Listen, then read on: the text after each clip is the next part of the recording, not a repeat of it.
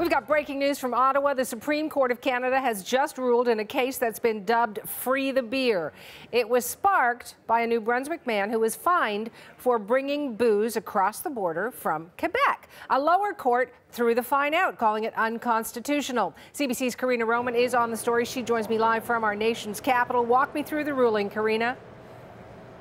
Well, so Hannah, it was a unanimous ruling that basically says that provinces do have the right to limit, the goods such as alcohol and tobacco that come from another province into their own province, and that there's nothing wrong with that, and especially alcohol and tobacco, which they may want to limit because of health reasons. So what the case is about is a man, Gerard Comeau, who lives in New Brunswick and regularly goes to Quebec to go stock up on booze because it's a lot cheaper there. Well, in 2012, he came back across the border into New Brunswick and was caught, and he was fined and his booze was confiscated. But his defense was Section 121 of the Constitution, which basically talks about free admittance of goods between provinces. But the Supreme Court today says that does not actually mean total free trade across the country, that provinces still have a right to limit amounts even if they don't put a tariff on it. And they're allowed to limit amounts of things like alcohol and tobacco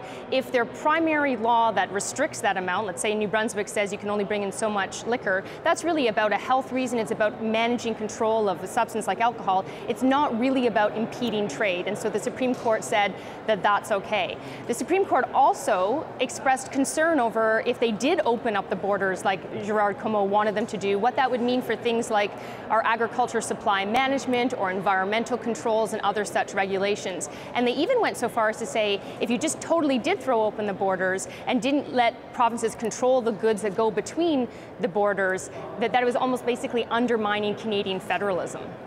And Karina, what ramifications could this have, beyond just alcohol sales?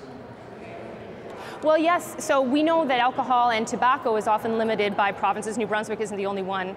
But going forward, cannabis is going to be legalized. And certainly this was concerning to provinces that if you throw open the borders, that then they wouldn't be able to control that either.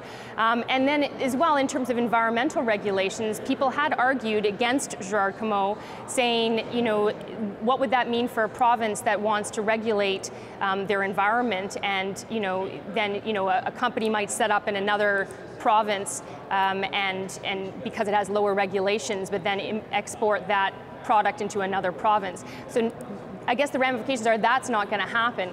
We did ask about what the ramifications would be for something like the Kinder Morgan pipeline, the dispute between Alberta and BC over that. And the ruling doesn't speak specifically to that. It does say, though, that Section 121 of the Constitution, the way it applies to provinces might be different about the way it applies to the federal laws that might prohibit or push forward a product between two provinces. So it'll be interesting to see down the line what people think, whether this ruling will boost the federal argument about the pipeline or British Columbia's argument about the pipeline. And that's what people are looking forward now to, is both cannabis and pipeline debate. I know you'll be watching for more info. Thank you, Karina. CBC's Karina Roman in Ottawa.